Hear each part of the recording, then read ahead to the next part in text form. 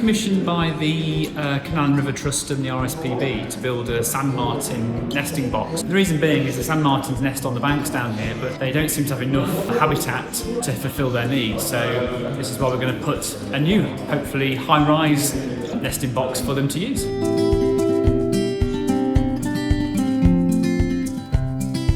This is a sand martin, an individual sand martin nest box. We bought 30 of these altogether. Rather, the Canal and River Trust have kindly bought them for us. Each one will slot into the big frame of the sand martin colony, and that's the entrance hole where the bird goes in. The tunnel is about that long, which is what they naturally expect, and we will pack that full of sand because it's actually natural for them to excavate a hole.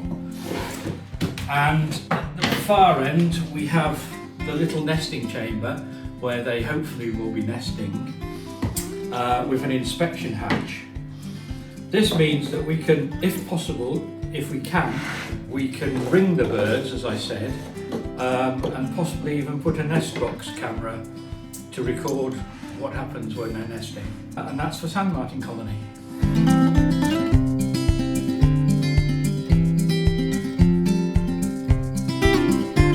The frame itself is enclosed in marine ply because obviously it's got to withstand the weather.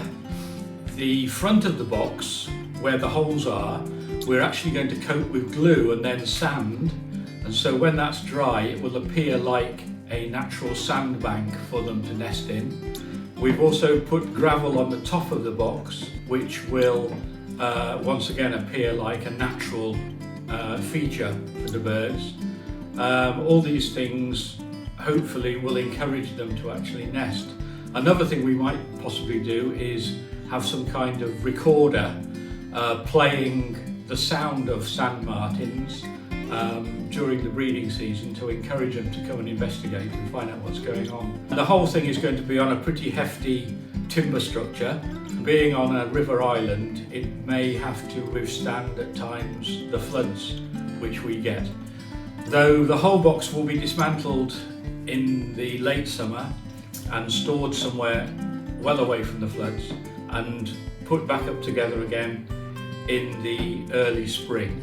So hopefully we will miss the worst of the flooding by doing that.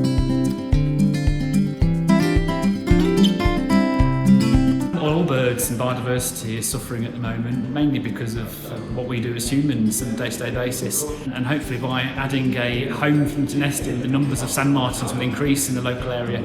And obviously if we've got more sand martins, that helps the biodiversity for other things in the wild, so predators that might predate on the sand martins, for example. But what we want to see is more of everything, more insects, more birds, more mammals. And our job is really to try and make the habitat as good as we can for Worcester and be a beacon for other cities across the country.